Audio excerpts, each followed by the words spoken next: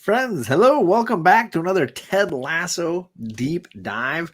I'm on the fourth of 5 deep dive breakdowns of the TV show Ted Lasso. We're discussing that not by episode or season by season. The way I've chosen to do this over the years is go back to really getting into the core of these shows. And to do that, we're talking to themes, big ideas, deep thoughts, and the things that happen within those contexts. You've hopefully checked out some of the other ones if you're a Ted Lasso fan like I am. But tonight we're diving into a new avenue. We're looking at business and specifically mentorships. There's a lot of great relationships on this show where different people are working together to try to lift one another up, whether that's out of just the kindness of their heart or whether that's actually their job to do so. We're going to get into some of the value, benefits, and hopefully good versions of mentorship we get in Ted Lasso. As always, the links in the description are for the guests I've got tonight, but I've got a special link I want to talk about real quick. I've also got the Comic Books Will Break Your Heart GoFundMe listed down below. All this week, everything I post on Instagram, everything I do on YouTube is going to include Jennifer's link. Jennifer is a really, really awesome friend, and she has been so encouraging of me and my daughters, so encouraging of what we do on social media, and just a really great resource for comics and life and just friendship in general. And she's going through a really challenging time with cancer right now. And I am using this week to promote her, to drop that GoFundMe, and anybody that wants to support her can go and click that GoFundMe and, of course, sponsor some, but also you can share it out. If you want to add it to your videos, if you want to share it to your social media, any of that kind of stuff is really valuable. Jennifer is a really great member of this community and deserves our support if we can do it for her. And that doesn't necessarily mean money. If you can't afford anything, that's fine, but you can certainly use your platform, whatever it is, to assist her in this journey. So I'll mention her again at the end, but her GoFundMe link is, of course, in the description of all the videos you'll see from me this week. So be ready for that.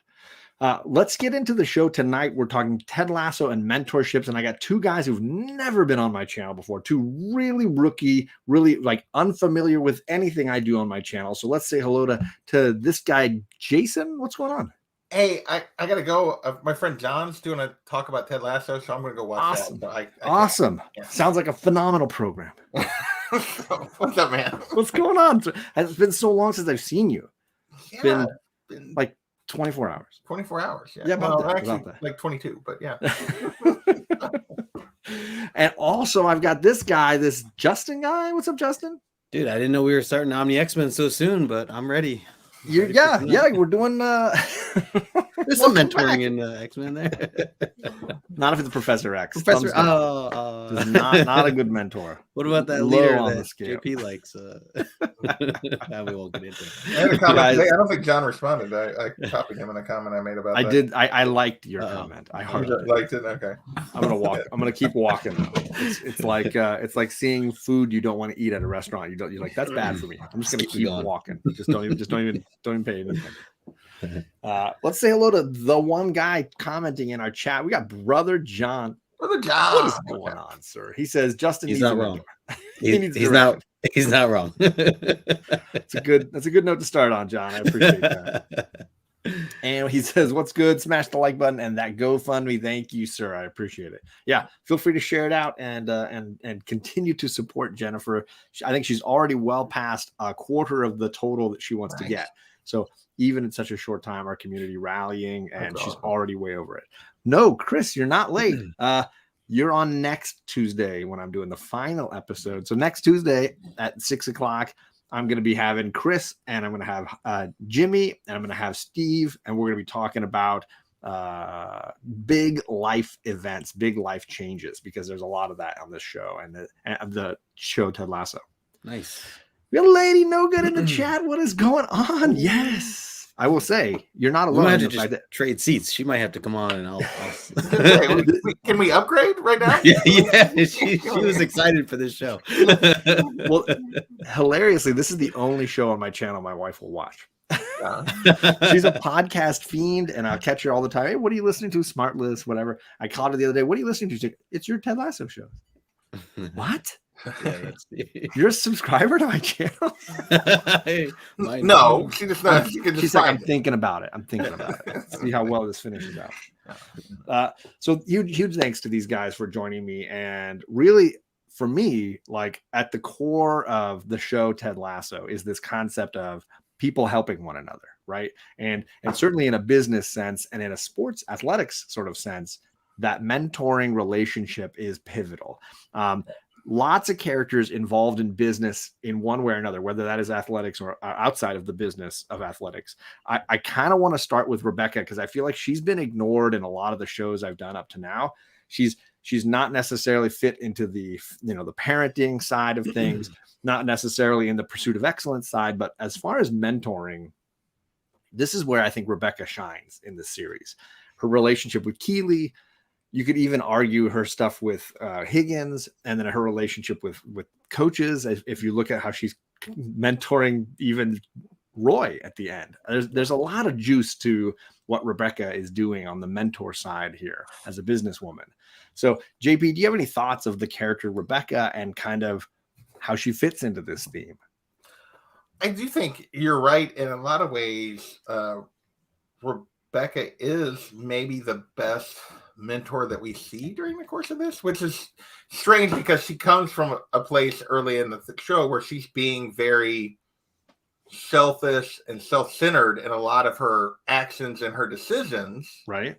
And yet even early on you see her take an attachment to Keeley, see that potential, even when she's going through all the other stuff and doing kind of horrible things to Ted and horrible things to Higgins. Right. Like you see her take an attachment to Keeley and start helping her down a path.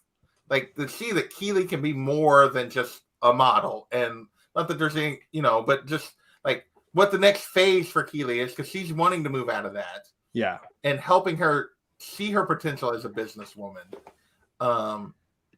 And there's just some really great moments between the two of them that I do feel like Rebecca's like, it's really one of the portions where Rebecca really shines as a character is her role, because obviously there's a friendship there between them, but also a friendship and a mentor. Like she's playing both roles with Keeley, and it's really well handled, I think. And like, well, because you see also when Keeley tries to do the same thing with one of her friends, how that can backfire on you, right? Yeah. And it doesn't work the same way it does because Rebecca goes into it with open eyes in a different way that it seems like Keeley doesn't with her friend. Right. Sorry, I didn't mean to jump on. No, you're okay. I didn't know where you're going, but yeah, because you do see that later. Because mentoring a friend can be hard. Like you have a personal relationship, and yet you're trying to have.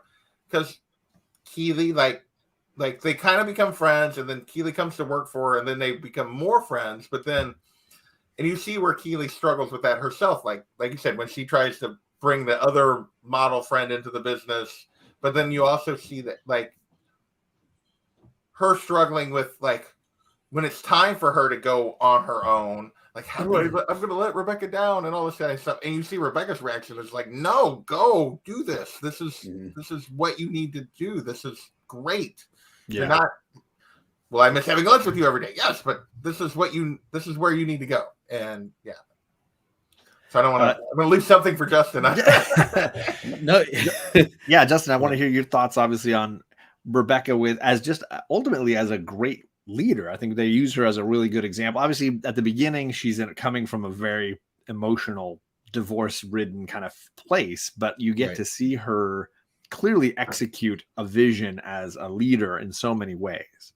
Yeah, I mean, one of the biggest things that stand out to me with Rebecca is how, and I guess this is even with, I mean, like Ted and some others as well, but like knowing what kind of struggles she's going through throughout some of this, throughout the whole show, and yet still being able to like show her strength and be able to lead in a way that Keeley can, learn from and look forward to and gain something from, and I don't know, like just still being able to be, like she doesn't just break down, even though she's dealing with her own stuff, and all in the same time being able to provide something for Keeley, I think is, just one of the things that stands out to me for what she's done.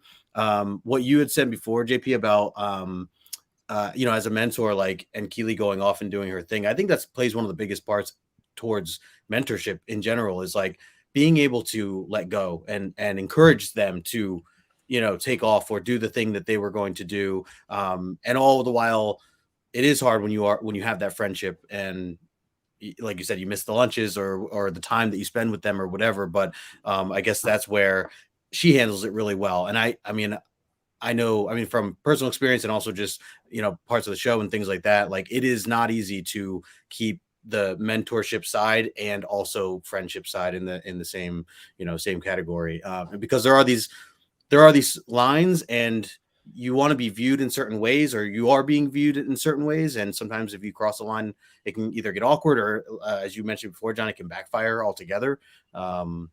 So there's we definitely see that with Keely and her friend, where it just this is just not going to work. I mean, Keely struggles to be clear and set clear boundaries and clear expectations with her friend early on, Right. and by the time she gets around to realizing she needs to, it's kind of too late. So what you're talking about too, Justin, reminds me of the quote that, of course, Higgins drops on them about mentoring, where he says, "A good mentor hopes you'll move on. A great mentor knows you will." And he leaves out bad mentors, because bad mentors clearly wouldn't want you to move on. They want to suck every little juice of usefulness out of you, right? It's like a selfish, So I love the way he discusses that, because it's such a clear understanding of roles in a business relationship. And Higgins is at this middle strata where he is not going to rise much higher if he stays at this business, but he is being mentored by Rebecca in many ways, and in turn able to speak truth to power, right? There's many times when he has to basically call her to task, and he even quits, right? He even has that great scene where he quits and just basically says, "Look, I screwed up when I was working for your husband, and I kept things from you, and I have to live with that. But I learned from it. I'm not going to do it for you. I'm not going to do it again, even though you expect it from me. I'm not going to, you know." And he's able to speak that truth to the power ahead of him. And I think that's the great relationship that they have on that level. Chris, the comic vet in the chat, I can totally stand by that. I concur, sir. And X11 Bravo, salute to you. Thank you for coming by. Been chatting with him all day. Much appreciated, sir. Hope Liz and the fur babies are doing well. I do. Before we move on from that point, I do think that is a important point of, like, that the show covers really well, which is when you have, like, that you don't have to actually be the person in charge to actually when you have a good relationship with the people that working with you, that you want to mentor them, but you also want them to be able to mentor you, put them in a position where they can point out things that need to be improved. And we see that with Higgins more after he quits, and more so through the rest of the show, like where he will speak to power, as you say.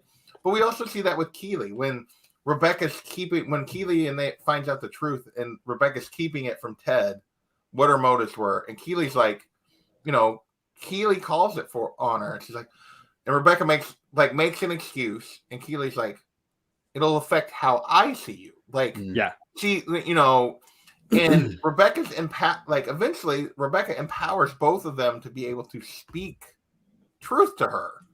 And that's what a good mentor does, is you develop a relationship. The trust goes both ways, that you can, you're mentoring, but they can, as you say, speak truth back to you. Like, it's not a one-way relationship. And a good mentor relationship isn't that. It's a two-directional relationship that both sides are getting something out of. Right. And hopefully, and both sides are using it to grow from. Absolutely. I wanted to say hi to Big Daddy Ross in the chat. What is going on, sir? Just got through all the ads. Hopefully they were skippable. I try to click the non-skippable ads away. And Brother John, I'm going to get to your comment in a second. Absolutely. But yeah, and it reminds me a lot of teaching, because I've talked to people that teaching for them is soul crushing. They just can't handle it. They get really broken down by it. And I totally understand that, but there's always got to be a part where you're getting something in return. Mm. If you go into that profession and you're not getting things from that experience of working with somebody else and trying to teach them something else, it doesn't matter at what level you're doing this, kindergarten through college, whatever. If you're not getting, if it's not enriching you in some way, it's not for you, right? And I think that's where you see people like Rebecca, or the people I want to get to next, which was the Roy and Jamie relationship. I think that is another example of people getting things from each other from that relationship, even though one is clearly the mentor. It's not a power struggle. It's not a thing where somebody's on top, right? It's definitely a thing where this is a symbiotic relationship at its most idyllic, right? Yeah. Justin, did you have anything you want to say before we jump to Roy and Jamie? No. Then I'm going to throw Roy and Jamie at you. Hang on one second. Yeah. Lady No Good's comment. She says, I also like how Rebecca never made Keely feel bad, even when she wasn't around as much, just like let her find her way a bit in her own, knowing she was growing through that process. And I think in addition to that, as we see in the last season, when Rebecca stays out of Keely's struggles for a certain, but she's there. She makes sure Keely knows she's there, but she stays out of it until Keely comes to her for eventually, and then she steps in and helps. But she lets Keely find her way in that last season, even when Keely's struggling to find her way, and it would be Rebecca, and she does sort of swoop in, but she doesn't swoop in until Keely comes to her. It doesn't tell her what to do, but definitely is Rebecca will have those shocked. Oh, that's okay. That's what you're doing. But won't tell her that it's wrong or tell her what to do. Needs her to see the mistake for herself, right? Yes. So I just think that was a good addition to as we wrap that discussion up a little bit. Absolutely. Way more valuable than Justin. I was going to say, I'll go get her right now. We'll just get her on. There's room for another chair. Go up beside you. That's true. So Justin, one of the other real great relationships, and it obviously starts as teammates and is somewhat cantankerous, because even though we have a veteran and a young kid and it could be mentor based, it can't really become that until Jamie and Roy have gone through some things and become then coach and player. What are your thoughts on that Roy Jamie relationship? Yeah, I love how these two, as John in the chat pointed out, the fact that they were practically enemies. And the biggest thing for the both of them, I mean, they're stubborn, even as they grow, they're still, it's within them to be stubborn just in general. But to just, the ego, thinking that they know it all, both sides of it. Both of them. Yeah. Jamie thinking that he knows everything at the age he's at, and Roy being frustrated with him because he knows he has stuff that he could provide him with. But ultimately Roy always thinking he's just automatically in the right. And it's just not, it's way more in depth than that. And the two of them really had to, I like that it didn't just happen, and it really was this over the course of all 3 seasons to get to where they got to. And I love their relationship, and especially how everything kind of closed out. But yeah, just going back to thinking about how much friction that they had between the two, between each other. And again, being on the field together, I do think, as you said, John, plays such a big role of separating. Once Roy moved up to that next level, had the opportunity to be, I don't know, I guess just take over. I guess just taking over as a coach, you have this different viewpoint of obviously his job now is not, doing any type of action on the field. And so I feel like the players it gives them an opportunity to look at him differently. And he has a little bit of, a different sense of authority, even though at first Jamie still kind of ignores that for the majority. But yeah, just little by little, Jamie coming around to wanting to get up early in the morning and do all the work to be the best player that he could be. Yeah. And knowing that, Roy's all right, then, and he works him he's does not, even if he wants to eat something bad or cheat in some way, and Jamie just eventually goes with it because everything he's learning from this and taking from this is he's seeing it. So, then in turn, as you guys are saying, kind of the back and forth and how both can kind of gain something, Roy opening up more, communicating a little bit better, things like that towards the end. Again, still, I'd still use the word stubborn just in general, but they definitely they're not going to become different people, right? They're not going to completely become different people, but they can certainly grow. Yes, right? that they become more understanding to each other and to others. Just become better listeners, and more empathy, and all that. I think just kind of ties into those two. JP, there's two scenes with these guys that for me like epitomize the journey for me, right? One is when Jamie has finally come back to the team and Roy won't coach him. Roy coaches everybody else, but he won't coach Jamie at all. And Jamie comes to him after getting advice from Keely that like you just agree with everything Roy says. And Roy basically forces him to say, I'm an ugly, ugly baby, right? And forces him to say his hair is bad, right? Forces him to say all these things. And the flip for me of that is Jamie teaching him how to ride a bike. Like for me, these two scenes highlight the journey that they're on, where you get to see Jamie finally realizing I want to be coached, versus obviously beforehand he didn't want anybody to tell him what to do. Now I want to be coached, and Roy realizing I want to help this kid, right? And he can help me too. Yeah. So I'm going to go away from those two scenes just for a sec before I come back to them, because for me a lot of it goes back to the first season when they're at the table at the banquet where Ted's trying to play mediator between He's getting him pretty drunk. Yeah, and he's like, okay, we're gonna start. It's either gonna help or make things worse, or we're getting drunk. But it comes down to early in their thing is Roy is the aging superstar who no longer can play the way he used to, and he sees this young hunk who probably reminds him of himself a lot, and who has all this talent but doesn't appear willing to put the work in. And it drives him crazy. He can't handle that. Because I do think Roy was always a worker. Whether he was like arrogant or not, he was always a worker. And Jamie's coming in and he sees this stubborn old fossil and he's like, I can do anything, because he's that young, invincible. Right. And they both have to go through humbling experiences before they can start to see the value in each other and the value of where the approaches come from. And that comes through. And I think it comes for Jamie a little quicker than it comes for Roy. Absolutely. Yes. Like for Jamie, he goes through the whole thing where I can do anything. I'm so talented. I can do whatever I want. And then he does whatever he wants, and it costs him his dream of playing for his hometown, Man City, the club. Yeah. Like the club. Like what his dad always told him he needed to do. Yeah. And it cost him like being selfish and arrogant and not willing, like cost him. And then when he comes back, like he humbles himself to come back. Mm-hmm. And Ted takes him back when he does. Like he's not going to, but when Jamie humbles himself, he comes back. And you see the moment that you're talking about where Jamie's like, no, I need like to be what I think I can be. I need Roy's help.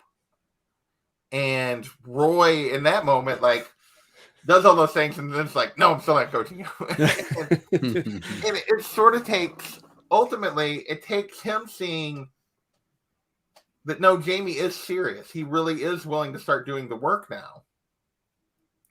And it takes a little bit of pushing from Ted, like, no, you need to, like, you got to be able to coach anything. But I think it's also, like, when Zava comes to the team, and Roy sees how that affects like Jamie, because Jamie's pushed completely to the side, and he sees, no, he does have the drive to do the work, to be great. And all of that leads to them building the relationship that culminates in that moment on the bikes. Yeah. Where Roy trusts Jamie with a very personal story and, information, and trust Jamie to help him, and like and again, you get that trust going back and forth between the two of them. And I think, like you said, those are the two biggest moments. But I think the journey starts like from day one of it's those moments work because of all the things they're built on. Yeah, totally. For me though, I think the reason I love the bike episode so much is because it's like all these athletes in Amsterdam with a night off and all the debauchery they can think of, and they end up riding bikes and having a pillow fight. Yeah. It's the best episode. It's so good. The best. Justin, any other last thoughts you had for Jamie and Roy and this quite interesting, because it ends the series ends with them fighting. Like they get back into like the classic fist fight place again. Yeah. Right. Well, I think you know, just a woman. just one thing to add is like, and this is just more generally speaking, and like, you know, if someone is looking to be mentored or yeah, I guess really to be mentored, like it all goes back to like you, or both ways. You have to both be willing to like play that part or play that role. And again, just going kind of back to like them clashing in the beginning and truly not thinking they need it. I feel like that's happened where people think like a mentor is just going to change their life, and they, you know, find someone to gravitate towards, or they're actually part of like a program of some sort, or they have a coach or something like that. But then they aren't willing to go along with like anything that they are, you know, and obviously like stuff like that's just not going to work. And that's, again, just kind of seeing that between the two of them in the beginning was glaring, you know. Yeah. Go ahead, Justin. Sorry. No, that's, I just wanted to add that. Yeah. I mean, it comes back to, like we talked about before, it comes back to, in order to be an effective mentor and mentee, both person has to be willing to open themselves to developing that relationship. Yeah. You have to give. You both have to be willing to give in order for that to work. You can't be a mentee if you're just there to take from the other person. Right. Absolutely. Right. And you can't be a good mentor if you're just like, I'm going to make this person do the stuff I need them to do. Like like that. It doesn't work. It's not a boss and peon kind of relationship, because that's an instantly flawed paradigm, right? Yeah. Right. Big time. Yeah. We talk a lot at my school about mindsets, growth mindset versus a fixed mindset. This concept that like a rigid thinker is not going to succeed. It doesn't matter what environment you're putting them in. When their thinking comes from such a rigid place, you're coming to an instant failure. Versus a growth mindset has the idea that I may have a lot of knowledge I can offer, but it doesn't mean I don't have more that I can gain. And your experience in your life could be beneficial to me just as much as mine can be beneficial to you. Yep. You know, I think that's pivotal to these dynamics for sure. Yeah. So one of the things that I know JP wanted to get into was the concept of coaching in this show, because obviously coaching is a mentor relationship. Good coaching is. Ideally. Yeah. And we obviously have the John Wooden pyramid shown frequently in the background of this coaching staff. This is not a typical coaching environment in this system. And what we have here is, obviously it starts with Beard and Ted, but Nate gets thrown in, and then Roy gets thrown in, and there's a very unusual dynamic of I don't want to say power, but certainly of command going on here, right? JP, what is it that you took away from how mentoring works in this coaching system? Well, so I think it's very interesting because Ted is the head coach, and he knows by far the least about what they're doing. Nothing until the very last episode when he finally is able to know what offsides is. Yes. Like he knows. So Ted sees coaching strictly as a mentor relationship, both with his players, his fellow coaches. Like he doesn't, and to the frustration of everyone at times, like it's all about making them better people and not necessarily about the game, which like you would love for every youth coach in the world would have that attitude. But as you go up the chain, and Beard, like I love the moment late, like when they're in the bar. Yes. And Beard finally like lets him have it. Like they're professionals. Like they're being paid. We're being paid. We're here to win. We don't. It's okay that winning matters now. Winning can matter. And And I do think the show presents this idealistic version of what would happen if you went down Ted's road. Right. And like it's obviously, but I will say, I think Ted fails in the show to find the proper balance between being a mentor and helping these people and also having some sort of competitive drive to be at the level that he's at. Well, I think you and I, Justin, have talked, or Jason, have talked about the idea that a lot of times the coaching relationship is flipped with Beard and Ted. That the skill based guy is usually the head coach, and the mentor guy, the social emotional guy, is often the assistant coach. Actually, I feel like if you think about that, like we've talked about that before, and I think that's really true, like at like lower levels and stuff. Okay. But you look at like, I think about like the NFL, and I realize it's not a perfect example, but a lot of times the head coach is the guy that's in charge of how we're running things, but he has people that run the offense, that run the defense, that run, that are this is how we're going to play, whereas he's like, this is how we're going to operate. And I think Ted very much comes from that particular background of like how he organized and how they organize his thing, which is, Ted's setting the tone of the environment. He's big picture. He's not detail. He's the big picture guy, and he lets Beard and Nate, as they bring Nate along, be the detail guys, and then eventually then Roy, to be the detail guys, and he's setting the tone for how the room works and how we're going to treat our players and how we're going to organize, how we're going to go about the details, but you guys are going to run the details. And I think that it is a little bit like you think about most of the time at lower levels, like that's not the way it necessarily works. But I do think it's at a professional level, I do think it's a realistic portrayal of how sometimes those can work. Okay. But usually you have to be the detail guy at some point to have gotten to the job that right. That's true. Yeah. It's not this unique situation of just being dropped in. And NFL is the one with the home runs, right? Yeah. I did that for Justin. Justin, you're a sports ball guy. You love the sports. So when you see this unusual paradigm in the locker room where you've got not an atypical coach at the top and a staff that's doing the more commonly head coach sort of act, what were your takeaways on how Ted creates that atmosphere and the functionality of, because obviously there are successes and failures, to JP's point. I don't think it's presented as like this is the perfect way to coach, because clearly it's predicated on people like Roy and people like Beard and people like Nate and it's a team that's interested and an ownership that's interested. Right. So there's a lot of ifs in this system, and it's a bunch of failures on Ted's part. On the way. But what are your takeaways? Yeah, I mean, I think that if Ted, I think Ted would have. I mean, obviously he wins them over, over the course of the first season. But I do feel that if he would have had a bit more knowledge, even just coming into it, or even background, as JP said, like usually as you get that head coach role, usually you have the experience already that built you up or got you to that point. So I feel like the players, looking at him as like, why am I going to be, follow this guy? Like like he doesn't know anything about the game.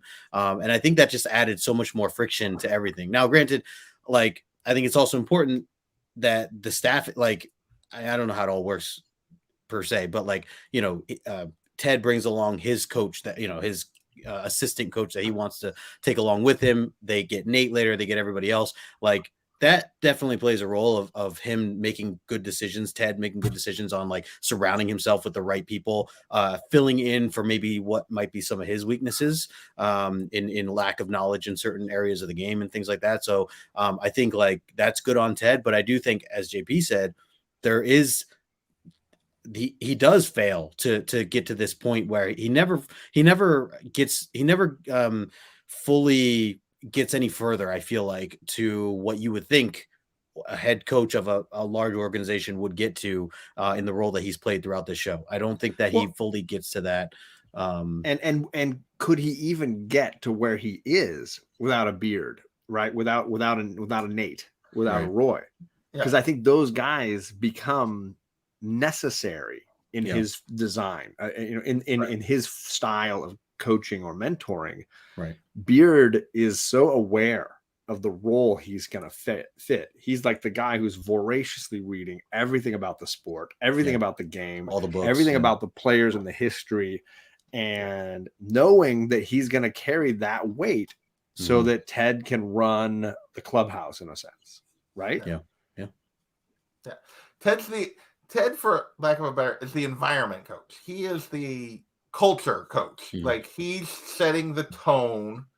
But yeah, and he's relying on, and you see that, like, they're flying over, and one of them is reading a book about football, and the other one is like, Ted's just like talking. Is this crazy?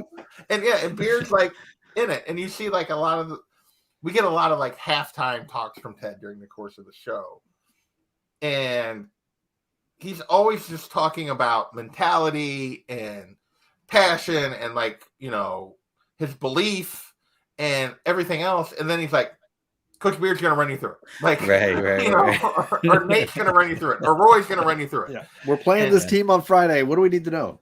Yeah, he's always throwing it to Beard. A lot of speed on the outside. A lot of speed. Because he knows the details, and Ted doesn't seem to bother himself with it, right? No, he does not. And so I do think it's an interesting, like, the buy-in that it takes. Like, the ability to get people to buy into him is special, but it's also, I mean, it's a show, but it's also real because you just look at the audience that it drew, like, to watch Ted, and to like how much people fell in love with this show and this character. Like, the magnetism of Ted being this positive force. Yep. It draws people in, but eventually, and they get there eventually, is you have to show some success before people will tune it out. Right. It doesn't matter. Like, you can give the right message all the time, but if you don't have success with it, and Beard calls him on that because he's always like, I don't care if we win or lose. And Beard's like, we don't get to keep doing this if we don't win. Yeah. Like, you have to, like, and I think even by the end, like, even when they're winning, like, Ted still, like Justin said, I don't think Ted still is like, it's great we're winning, but it's not. It's something he struggles with. It's a flaw of his that he doesn't sometimes care, and he cares about winning, but he puts it so much to the side that it is something that, like, it's a weird balance that he strikes, and I don't know. Well, I think I found it very interesting that his first, like, real breakdown is at a game they win. Yeah, like Ted, it's the wins and the losses don't impact him emotionally. There's other things that are more significant that seem to impact Ted. Justin, I want to throw this concept out. How does ego play into a mentor relationship? Because for me, the, like, power structure, for lack of a better word, inside this clubhouse with people like Beard and Roy and Ted and Nate, Ted seems to be a very egoless person. And then you look at somebody like Roy, or you look at somebody like Nate, who clearly struggles with ego issues. What do you think is the role of ego in a mentor relationship? Yeah, that's a great question. I mean, I think that you have to have some sort of balance with, like, obviously there's different levels of an ego and what you can pull into this. Right. And I feel like to a degree, it's important to have something of, I'll use the word confidence, in yourself as a mentor, and what you're giving off to the players or to whoever it is that you're mentoring. You don't want to look like you're clueless, or that Sharon even asks him, "Are you good at what you do?" And she's like, "BS aside, are you good at your job?" Right. And he's like, "Yeah, I'm good at it." Yeah, he's got an ego, right. But it seems to be somewhat buried if you look at somebody like Nate, right? Yeah. Oh yeah. Nate's was so opposite on the others. I mean, he was so shielded up by everything and acted. I mean, really acted. I was so frustrated by all those scenes as he was, like, acting as the man, and he just so overdid it. And I guess that's where it comes in, is, like, I think there is a level of where you have this ego, but you certainly can overdo it, and it can be your complete downfall if you cross that line. And for someone like Nate, I mean, I think he clearly has done that. Even like Rupert, those guys. So, but yeah, I mean, it's something that you have to have. And I think, like you said, like, he does put this to the back burner to some degree. He has it, but it's not in the same level of, I mean, even like Roy or some of the others who still, have something, Well, I mean, you look, so Jason, I'll let you get in here in a second, but, like, you look at the press conference thing. And I find it so interesting the way that like Ted, it's a game to him. And then you look at somebody like Roy and he's like, I don't want to do the press conferences, right? They're not there to showboat. And you look at Beard and Beard's like, I don't want to do press conferences. But Nate is like, he wants the spotlight. He wants to be on social media. He wants this stuff. And Ted seems to be, and JP, maybe you can illuminate your feelings on it, but he seems to be creating a clubhouse where it's like, it's as egoless as possible. What do you think, JP? Well, I think it's interesting. I think the Ted-Nate relationship is both like maybe Ted's greatest success and failure in like the course of the show. Because when we meet Nate, he's the kit man, and he's this has no confidence, has no like, and Ted instantly like sees something like, hey, there's somebody who does know the game, who understands it, who just needs a boost. Right. And so when he gives him, like, he's mentoring and he's giving to Nate. And Nate is, we talked about earlier, Nate is taking, because Nate has never had a mentor. He's never been like encouraged. He's been beat down. We talked about this in the parent discussion, because Nate clearly is someone who's been craving male approval, right, from his dad and never got it. Right. So he's like, so from the mentor-mentee thing is Nate's just taking early on, and he starts to thrive on it, and then he gets a taste for like, hey, people are noticing me. I can do this. I can, and so Ted sees him start to step up and take things. So Ted steps back. Yeah. Mainly both because he's trying to let Nate find his way, but he's also because he's dealing with his own stuff. And because Nate hasn't actually given anything back to Ted, he doesn't register, like, he knows Ted's having panic attacks and all this kind of, but he sees those as weakness. Yeah. And this person that he's like idolized, well, he's just weak. He's just like, I'm better than him. Why is he getting credit for, And ultimately, like, it takes Nate going, like, you talked about the ego thing. Nate's ego goes from nothing to like this monster that he can't control. Right. And, as soon as he gets some recognition, like, when Ted goes off and he like steps forward, and the instant he gets that media recognition, he's like, this is what I need. This is what matters. And it takes him going through the rest of it to realize, no, it's not. It's like, that's fleeting. That's shallow. It's not really what I'm actually after. Right. And so it's an interesting, and to my frustration, Ted never calls him on it at all. No. And I don't think that's a good role as a mentor either. Like, because he's got to be able to speak the same truth. Yeah. Yes. That truth is part of that two-way street thing, right? Yeah. And to me, that's why I see the fact that Nate blows up at him and leaves, and like that, I don't see as Ted's failure as a mentor. What I see as Ted's failure as a mentor is in the lead up to that, and then in the aftermath of, he never calls him. He never like Nate finally apologizes, but like he has to force Ted to let him. And it's like in that moment, Nate needed to apologize. And as a good mentor, he should have he never speaks the truth back, like you said. And that, to me, that's where we see the weakness of Ted as a mentor. Well, and I think it's one of the challenges or flaws of this structure of leadership, because Beard was on to Nate way early. Beard is aware of Nate being rude to the new kit man. Beard is aware of him being rude to the other players. Beard is well aware and is not communicating it to Ted so that this can be solved. Right. Beard feels like maybe it's getting managed, but it's clearly not. Yeah. And that structure lacks an element of communication that I think is clearly causing some of this to happen. Well, and you see, and a lot of it's being caused by Nate, when Ted sort of shifts and sees Roy floundering, after football, Mm. and takes Roy in. Right. Like, and Ted sees there's plenty of room for all of us because that's Ted. Yeah. But what he doesn't see, and like you said, Beard sees it, but Beard doesn't have enough moments with Ted, like where he calls him out in the bar. Right.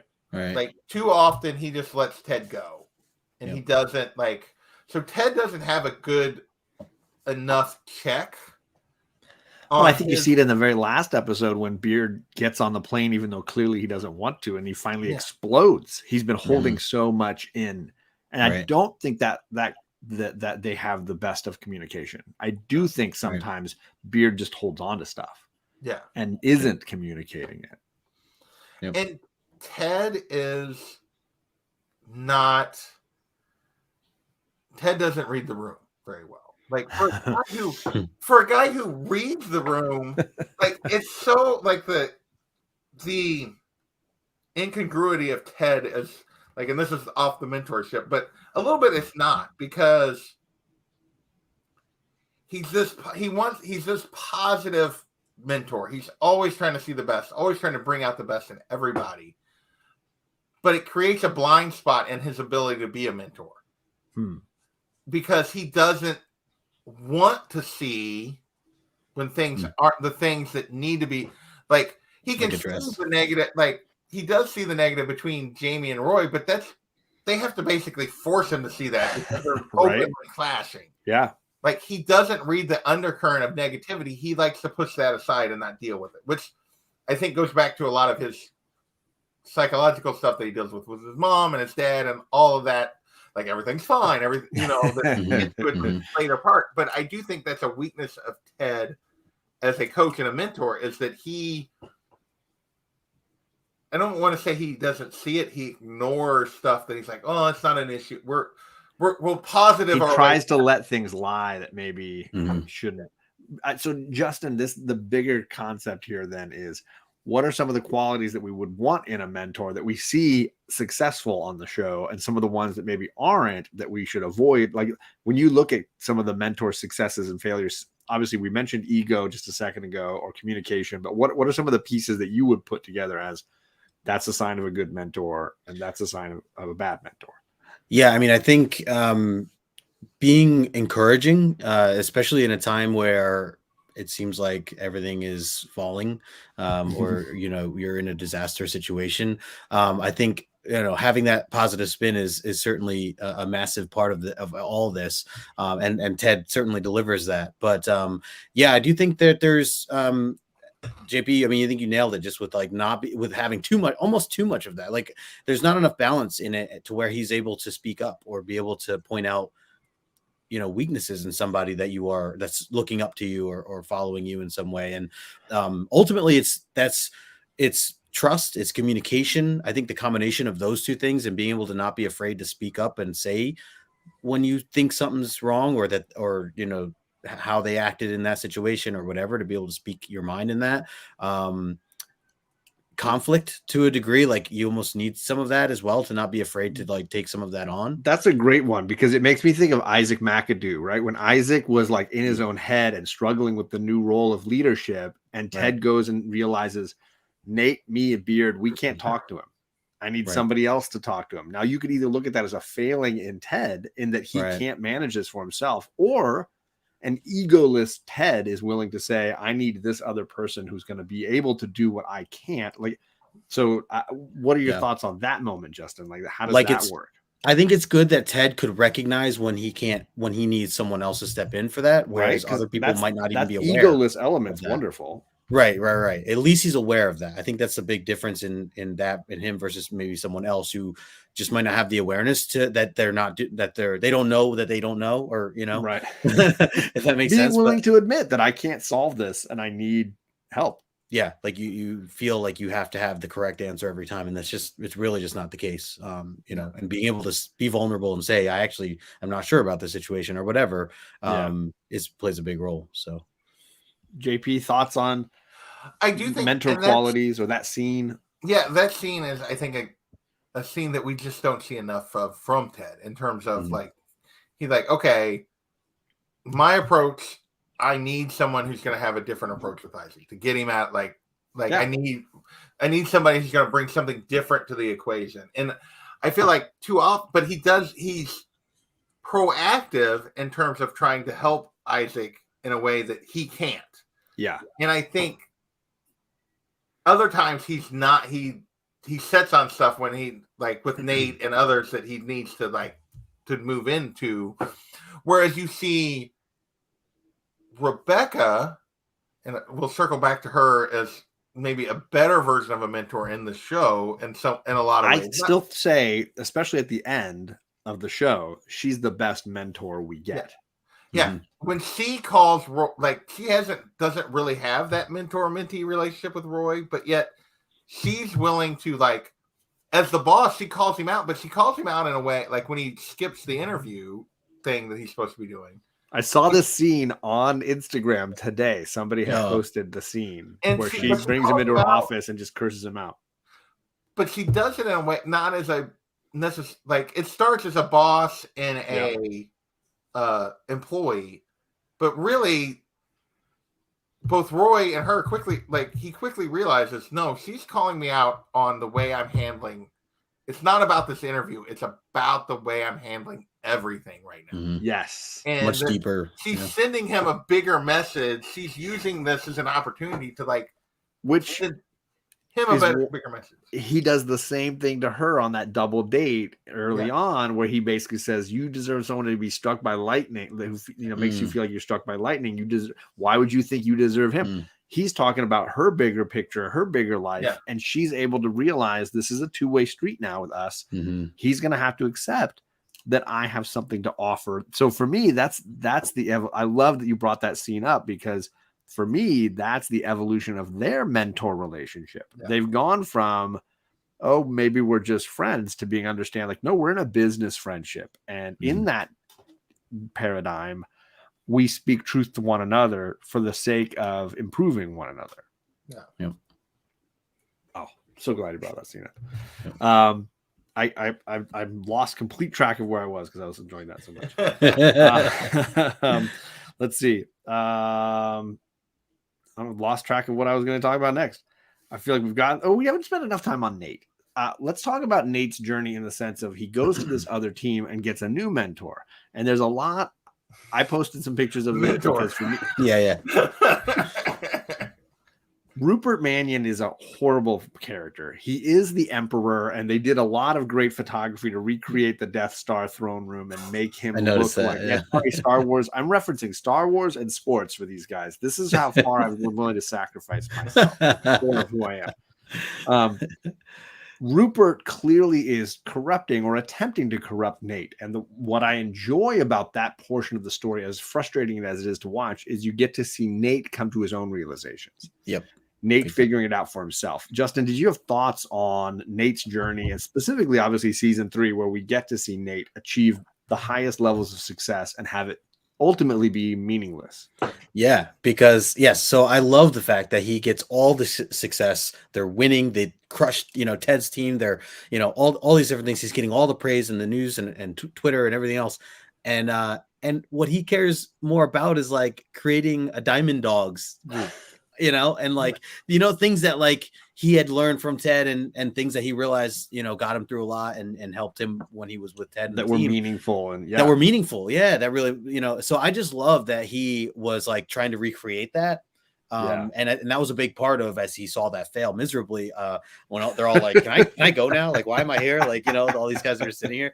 I love that moment. And for him, I think was a big realization right there that, there's way more to what he wants and is going after in relationships, friendships, mentoring, all that, than just all the success that he's been having recently. It was a very eye-opening moment for him overall. So that whole season 3, kind of coming back around was a huge growth, I guess, moment or set of moments, if you want to call it, for Nate, for sure.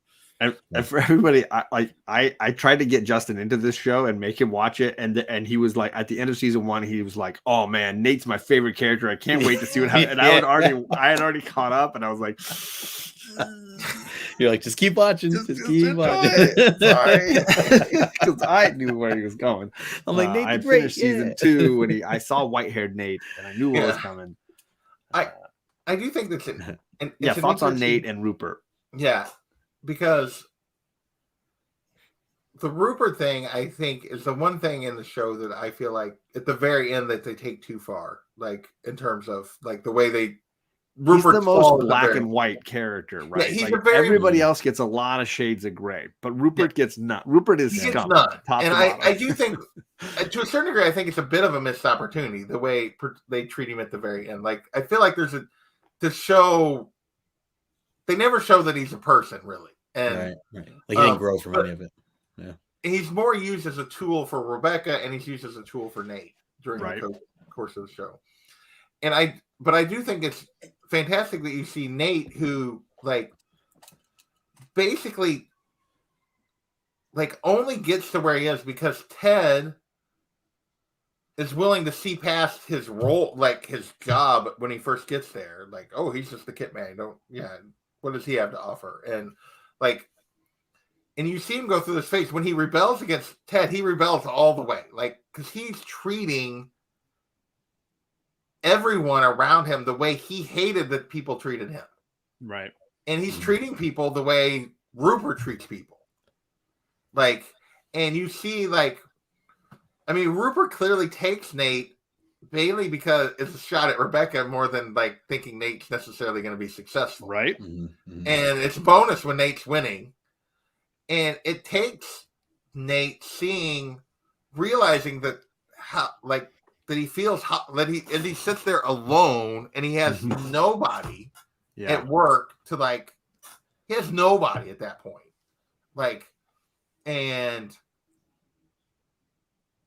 like, you know, that this isn't, we're winning, but I'm not feeling rewarded. I'm not feeling good about it. Like, and you see him like he's trying to make himself feel good by like taking shots at Ted in the media. And then Ted does his Ted thing where he like says worse jokes about himself. Like, he goes through that press conference and just rips it up and rips himself. Yeah, he like completely like takes all of Nate's power away from him in that moment to like say bad things about him because like, oh, what are you gonna say that's worse than what I'm gonna say? It's not you're not. And he goes through that and then he tries to like Justin, it's a fantastic scene where he like calls them in and they're all this like, and it's partially because they're different people, but Nate hasn't created an environment where they feel comfortable, right? Like opening up and being supportive of each other. And like that's not the environment Rupert and Nate have created. That's not the way that place functions. There's no friendships. No. It's clearly a boss to a employee relationship. And you like they're like, am I in trouble? The one guy thought he was in trouble. The power structure is real, right? The power structure is very much like the Empire in Star Wars, where it's like you're scared of the boss. Like Rebecca comes into the locker room and people aren't scared of her. You know, she clearly has a sense of community that she's a part of there. Even at the beginning in season 1, when she's trying to act like she's not. And like she is the boss, and she's trying to remain, you know, even when they're doing the big burning, right? Of all the things, and she's like, "No, I'm not going to participate." Ted forces her to be in because he wants to humanize her as much as possible, and then later she realizes the value of it, right? Yeah.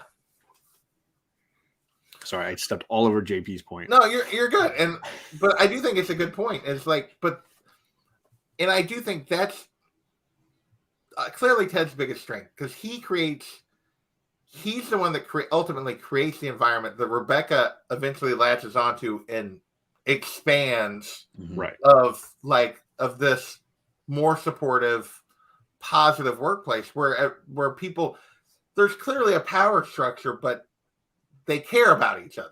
Yeah. And Nate goes into a place where there's just a power structure and there are no relationships. And then after he's been horrible to all these coworkers the whole time, then he tries to rebuild that relationship, and it can't be done because he's burnt all those bridges. Trust with them. Yeah. Because we've seen how he's treated the people around him, even his assistant coaches, early when he first gets there. Yeah. And like it takes him realizing, you know, this is not what I want to be. This is not. And then obviously the final straw is when he, like, he finally has his girlfriend, and he had, and then his boss, like, instantly upon seeing that Nate has a lady friend, is like, oh, well, I'm going to make him cheat on her. I'm going to make him be like me. Exactly. And Nate's like, whoa, it's not what I want. That's not who I am. It takes, like, realizing, this is not the person I want to be. Yep, totally. I want to come back to one other thing, though. You mentioned Rebecca, like, in that there's another moment that I love, and it's a little bit of a mental health moment, and it's created by Ted, but in a lot of ways, we've seen, even though Rebecca's the boss, Ted is the employee. Through the first 2 seasons, Ted, in a lot of ways, is mentoring her through, like, getting her to open up, getting her past a lot of her issues. And we do finally see that relationship switch, I think. Season 2, season 3, we see her start to, like, be an equal partner, and at least in terms of their mentor relationship. Which I think is related to something I'm going to talk about next week as far as the power and weight of a divorce, right? Where Ted is trying to be for her what he thinks she needs. And then later when he's in it and she's trying to be what he needs, right? And that. We already did. John, brother John. Yeah. But I love the moment, and it is a mental health moment, but, like, I love the moment where he's talking about Sass, and he's like, and she's like, are you okay? And he's like, yeah, fine. And she, like, calls him on. She's like, Oklahoma. And, and she's like, no, you can tell me, I'm here for you. Yeah. And, we get the work in progress, which is, a great line, but, like, but it's a development of their friendship and their relationship, and it's her returning the favor to him that he was. And obviously one of my favorite lines is, like, after he forgives her, is when she goes back to, like, recruit Higgins back, and you know what that son of a bitch did? He forgave me. They're like, all the horrible things he could have done. Because Higgins is already there. He buys into Ted, like, early. Yeah, he does. Yeah. And doesn't see the illusion that Rebecca is trying to put on everybody, that this is real. It is real for Higgins. Yeah. Yeah. Justin, I want to talk about one other relationship that's non-business related, where there's a mentor at the very end between Trent Krim and Colin. And there's this, this is a great example of a relationship where it's just 2 people who have similar life experience, and one feeling like, I've got a little bit of wisdom and I can share it. Yeah. And choosing to be a mentor out of just the goodness of their heart. So Trent, obviously living with his homosexuality in his business, Colin hiding it in his business, and Trent feeling like, this is an opportunity for you to learn from my experience. So, Sheena's in the chat. Hi, Sheena. Nice to see you. Hey, Sheena. And I didn't say hello to Kevin. What's up, Kevin? Good to see you, Kevin. That I totally forgot about this. Just hearing you guys talk reminded me of this, because it's a small example, but it's an interesting one when it comes to mentors. Do you have any thoughts on Trent and Colin? Yeah, no, and I forgot about this one too. And this was such a powerful one. And if anything, I wish I had more. I think they did such a great job on how that developed, and it was kind of like the side story this entire time. All of the 3rd season or whatever, and how it was introduced, how Trent discovered what he discovered, and how, as you said, he went out of his way to want to help. And I feel like, so I relate to that so much, because I don't know if I've ever shared this. Like, I've talked about this with some people, but so I used to be a motivational speaker, and I used to actually talk with high school students, college students. I went back to my old school in New York City at one point even, and I didn't get paid for any of that. That was not something, like, I certainly thought maybe this could be a career of some sort. I was just thoroughly enjoying it. But I remember just getting into it. It was strictly because I had learned some things that I felt changed my life and how I viewed the world, and it helped me tremendously. And all I kept thinking was, man, I wish I knew this when I was in college. I wish I knew this when I was in high school or middle school, because I would just feel like I would have done so much more. I would have been so much more involved. I would have talked to so many more people. I would have, tried out for more sports and more activities after school. Like, there were so many things that I felt like I missed out on Sure. because I just didn't have that mentality at that time, or that attitude at that time. So it encouraged me to, like, I wanted to go out of my way to, like, go to younger audiences and tell them the things I now know. And I'm like, guys, girls, like, go out and do what it is that you love to do. Like, I don't know, something within me that it was, it felt great to want to give and want to help, but all, like, the reward that I saw back after speaking and students coming up to me and saying thank you, like, that changed the way I thought about something. Or even if they talked to me later about it and I found out that now they're doing something that they wanted to truly do as opposed to what they were doing before I talked to them, like, it was such a reward for me, and it was just so great to see them, like, succeed. So I think in many ways, Trent doing it and just in the own kindness of his heart, because of, one, maybe his own experiences, what he's gone through, the different things that he's gone through in the world, with everything, and how he saw someone there who he felt he could provide this wisdom, or this this share his experience with, to help him get through, because clearly it seemed he was struggling in various ways. So I thought that overall, which goes to what we were saying at the beginning, as far as, like, a mentor getting just as much, or at least something important from that relationship. It's not a one-way street where you're just funneling information into somebody, right? It's a relationship. Totally. Big time. JP, any thoughts on Colin and Trent? I just think, like, it's just a great example of to help someone to provide that kind of relationship with someone. You don't have to have a business relationship. You don't have to have, like, you can provide knowledge, you can provide information, you can help those around you, whether you have a formal relationship with them or not. It does. Because a business environment obviously creates that atmosphere, but it can exist anywhere. It's ultimately the mentor-mentee relationship is just a teacher-student, person-to-person relationship. Yep. Yeah. There's some great comments in the chat. I wanted to let's see. Brother John says, interesting at the beginning, because we know that Trent had a daughter and we assumed maybe he was married. And then at the end, when he met Colin, that was a great swerve. Jay Hood saying that as a cornbread conservative straight white guy, he felt like that interaction was one of the most genuine gay characterizations in television that he can imagine. And I think it's fantastic, because Thank you. I'm sorry I'm not doing it. I'm sorry I got shadow banned, attacked by the rolling universe. Apologies.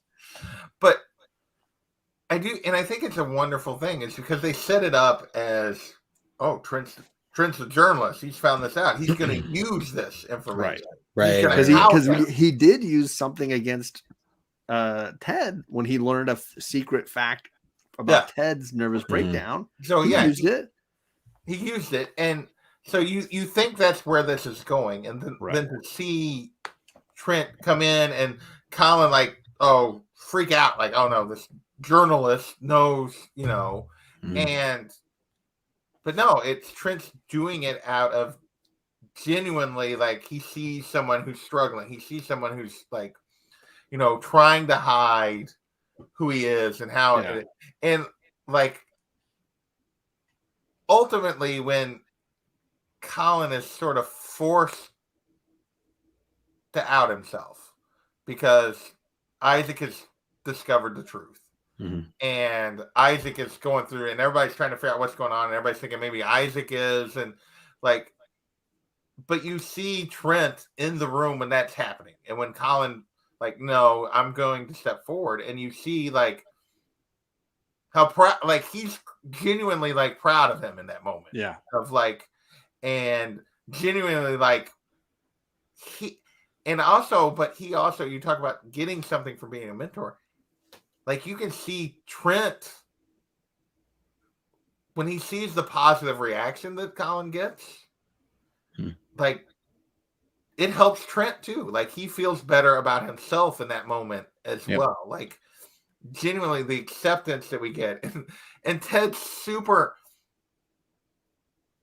So, Ted's super awkward, like, attempted a response, and like, I don't care, but that trying to get to the I do care, and is someone who has been on the Ted side of that conversation, with someone who, like, I genuinely care about, who told me before they told almost anyone else. Like, trying to find, like, it's hard to find the right words in those moments. And like, it was one of those things that, like, I did the best I could in the moment, and then later, but I followed up, and I made sure they knew that, like, it didn't change anything, but I did care, and I wanted them to be happy. And it was like, so I found like, I thought the way they portrayed it and the way Ted struggled to find the right words, but found the right sentiment. Right.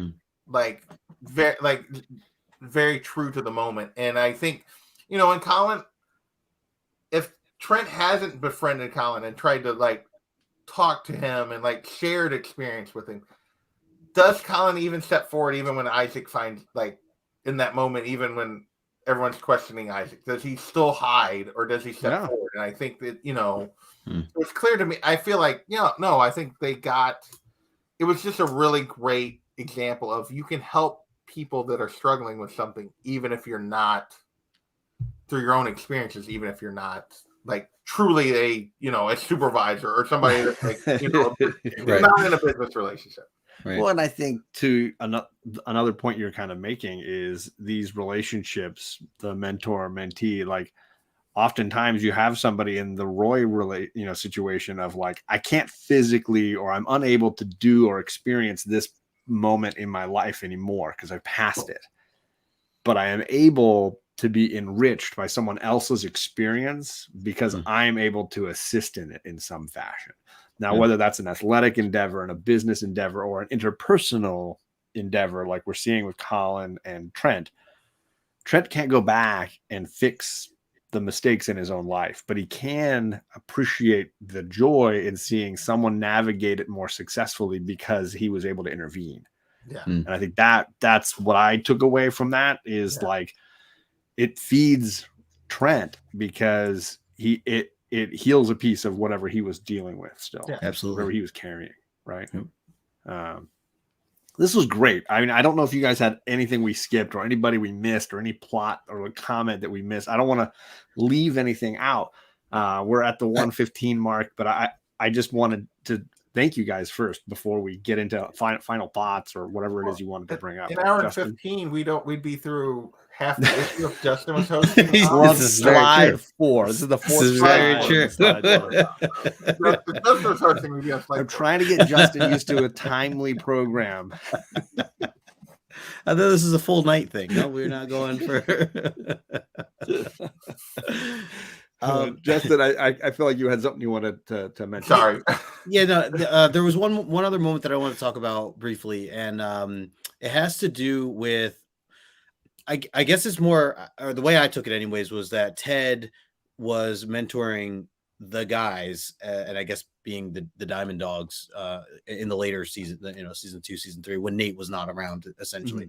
And the one moment that really stood out to me was when they go back and they find out that it was Nate who ripped up the Believe sign, and everybody wanted to, go after Nate, essentially, and how furious they all were and upset, and thinking away, what are we going to do, to get back at him, or how dare he do this, clearly, anger taking over for all of them, and yet Ted, like, completely keeps his cool, and lets them, kind of vent or whatever, but they, like, look at him like, why are you not, as upset as we are about this entire thing? And there was a quote that he says in there, and I just wrote it down before the show, but and I should have looked up who if it was some, I think he took it as someone else's quote, but But he said, "I hope that either all of us or none of us are judged by the actions we take in our weakest moments, but rather for the strength we show if and when we're ever given a second chance." And clearly, Ted has just this wisdom in him, or this whatever. I guess him being positive and him flipping things in a way that most people don't view certain conflicts and things like that. That he was able to collect himself in this way and really spin it off in a really positive light. It touched me, like it just like. And that you could apply that quote to so many different things, and I think it holds so true in so many different ways. And let me ask you a question about that scene too. For me, because it plays over 3 scenes. The season 2 finale, when Ted knows he ripped it. The season, I guess it's season 3 premiere, when those guys find the video footage. And confront Ted with it, which for me happens a few days later, or maybe even weeks later. Right. And then near the end of the series, or before Nate comes back, when Beard is really upset and Ted shows him the video footage, where he's like, "You didn't watch all of it. You should really watch the whole thing." That's right. For me, what I take from it, and maybe you can comment on it, is obviously Ted is in a wrecked emotional state when Nate leaves. And he clearly found the video footage and watched it and knew the whole thing. Right. And went to his be curious, not judgmental place after probably dealing with the emotions of it all. And then didn't tell anybody. He didn't tell Beard. He didn't tell Roy. He didn't tell Rebecca. He just kept it. Right. And then they keep bringing information to him. And if you watch him in those scenes, he's unsurprised by everything. Yeah. It seems like he is 100% aware and chosen not to deal with it, or at least not to push any buttons on it, because he's gone to this curiosity place that tells him, look, this guy's hurting. And I don't feel the need to jump on somebody who's clearly in pain. Yeah. I don't know, Justin, what your thoughts are on that. I kind of forgot that it was like across the those 3 particular scenes, as a whole. But that's a great point. I mean, so are you saying that like Ted, or I guess essentially Ted should have said something to them even prior to? I like the way Ted handles it. I think he knows that if he just lets them know this, they're going to go off guns a-blazing, and he'd rather bleed it out. Right. And rather that the air come out of their sails, the wind come out of their sails a little bit, so that they're not as upset. And then he can actually have conversations with them. Right. So that they're not running off and just beating the crap out of this guy. Right. Go jump Nate. Yeah. No, that's a great point. And I do think, I don't want to cut Justin off if you got something else. No, I do think it's like you talk about that, is but he also lets them be angry and lets them vent. Yeah, he doesn't like tell them not to. He doesn't he's clearly known the whole time.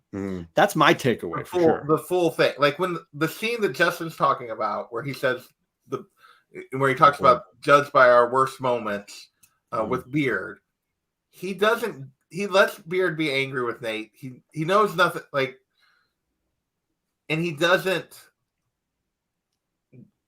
bring Beard in until Beard's in a place where there's talk of Nate coming back and all this kind of stuff, and Beard's like, no, until he needs to, okay, you need to see the whole thing at this point.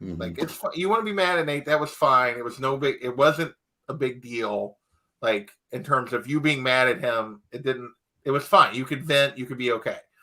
But we're now at a place where you need to at least see the truth, the full truth. All right. And I love that you went to the be curious, not judgmental scene, because I do think those 2 scenes ultimately go together in a way you wouldn't necessarily think about, because they're very different environments, very different situations. Yeah. But the fake Walt Whitman quote, it's not actually a Walt Whitman quote. It's just, it's not? No, it's not. What? Sudeikis and talk about it after in interviews and stuff. No, it's not actually it's a Ted Lasso. It is not a Walt Whitman. What? Yeah. So it's not a real quote from Walt Whitman. John's like, So now, firstly, this is the most mind blown I'm going to ever be on these 5 episodes. on live. Yeah. My question is, like, did he know that when he wrote it? Like, did they like you? I don't remember. It's been a while since I've seen that interview because it was before season 3 that I saw that where he was talking about it. But no, it is not. Like, they just attributed it to Walt Whitman to give Ted somebody to say he was quoting. Wow. Like, they're full of crap. but it doesn't change the power of the quote. No. But John's like, for me it does. But I'm not buying that t-shirt now. But to me, it goes to Ted as a person very much, and like it feeds into that scene later because Ted, like, when confronted with he asks the question. It's like he talks about if they ask questions, and when Nate storms off, like, he doesn't necessarily ask Nate in the moment, but like he's asking the question, okay, how did we get here? Why is Nate doing this? Why are we here? And he takes the time to try to find out. Right. Once he knows, he sees no reason to, like, or once he has a better feel for what was going on, he sees no reason to share it with people that aren't going to be, that are going to react more emotionally to it than Ted does. People who will be judgmental and are not able to avoid being curious about why. Yeah. And I mean, like, I feel like I spent more of the show than I wanted to saying, like, you know, knocking some of Ted's mentorship things, because I do think Ted's actually an excellent mentor. He just has blind spots. As we all do. We all do. And like, I do think that, which is my favorite quote of the show, is the "Be curious, not judgmental," is his strength, both as a coach, as a mentor, just as a person, and in the message that he gives. Is that like, Ted's going to ask questions. My frustration with it is sometimes he doesn't ask the right question. He can't be the perfect person. No, he's not. He's not. So, he's clearly got flaws. Oh, Yeah. I think Ted also saw some truth in what Nate said and felt, despite how horribly it was delivered. I can see that too, John. I totally agree. Yeah. This was awesome. I really appreciate you guys giving an hour and a half of your Monday nights to come and chat about Ted Lasso a little bit. You guys were some of the first ones to reach out to me and say, "Oh, whatever you're doing." You didn't invite me to all 5 shows, so I'm not inviting anybody. I didn't even invite White Whale Comics. Like, he snuck in, so like he just showed up. That stuff just happens. He's not going to watch this, but if he does, he's going to give me shit. I do have one more of these shows coming up. I want to remind people, a week from tomorrow, on the 26th of September, will be the finale. I'm going to be having 3 guests instead of just 2. I got Jimmy, I got Steve, and Chris, I got Issues. And we're going to be talking a little bit about big life changes. Obviously, divorce, new jobs, moving across the country, all these kind of losing a parent things that go on in life, and the ways in which the show is sort of built around dealing with those things. There's obviously a mental health side to it, of course, but it's really just the weight of these magnificent moments in life and how we navigate them. So that's going to be the topic of the finale. So be back here again for some of that soon.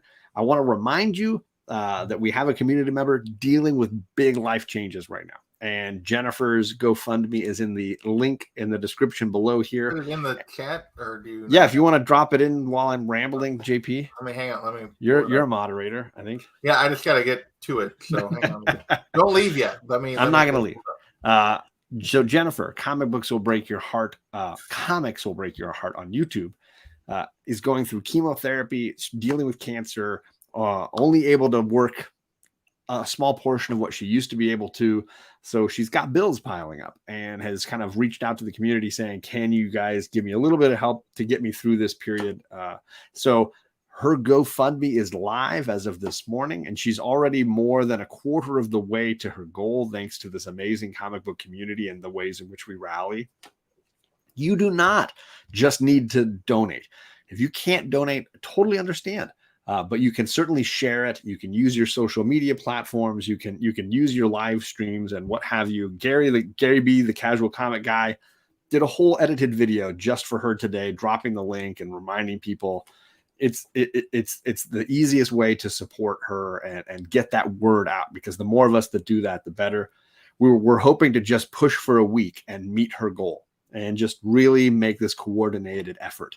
So amazing. We're already more than a quarter of the way there on day one. In fact, we were there in the first few hours. So I have no doubt that we can accomplish this, but we just have to keep kind of like pushing and doing our best to make that happen. So the link is in the video. Thank you, JP, for dropping it here as well in the chat to support her. We definitely want to make sure she feels and knows that that we're here for her, because she's an awesome member of our community. Absolutely. Yep. I guys, do you have anything you want to plug? Anything coming up? I know JP, we're back on Sunday on D&D. We were just there. He's muted himself, so he can't really tell us. I had to open your video to get to the link. I know. So I didn't have it. Do you have any indie shows this week? Any other indie shows going on? Volume 9. There it is. Class. We're finally we've been on a hiatus because people just times haven't worked, but we're back talking Deadly Class. So how many total volumes does 12. Deadly Class? 12. Okay, so you're finishing you're at the 3/4 mark, basically. So this is okay. Deluxe Edition 3, and then we have all of. Gotcha. I got to catch up then. Yeah, 4 left. Okay.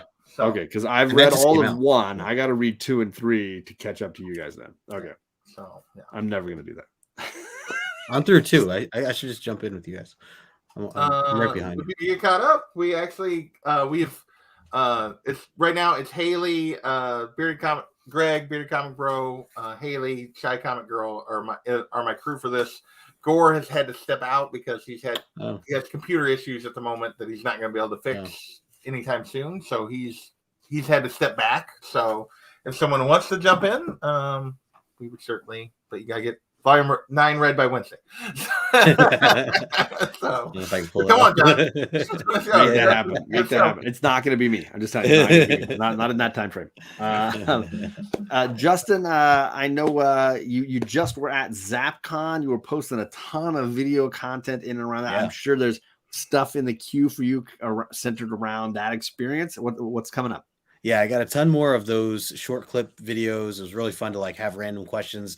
People loved that. Through. Dude, it was really cool. I just had a little bucket. I printed out some questions, before the show.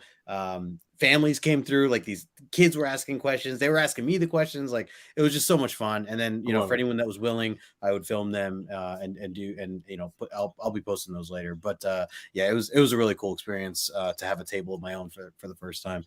I was going to say tomorrow I'm going to be live. I think 9:00 Eastern. We're going to be talking more Daredevil, the Frank Miller stuff. So me and Daryl from Read Your Comics, and I think Paul's going to join us too, back-to-back issues. I got to confirm with him, but yeah, just continuing that. I think it's 173 to 175 or the next 4 issues or something like that. So just slowly going through the motions there. So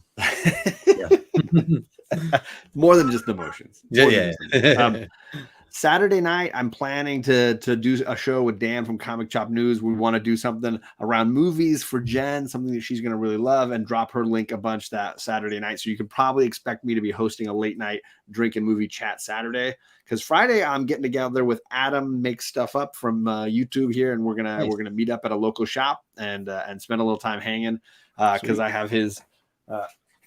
I'm the X-Men prize right here. And he's like, don't ship it. Just bring it to me. And I'm like, all right, let's meet up. Save me the shipping costs. I'll just hand it to him. Good deal. He's a good guy. So we're going to meet up and get a drink on Friday night. Nice. Huge thanks to you guys for taking the time. And for those of you in the chat, lots of homies in the chat. I appreciate you guys all coming and hanging. And we'll see you back Tuesday next week for one more Ted Lasso chat. Bye, gang. Later. Bye.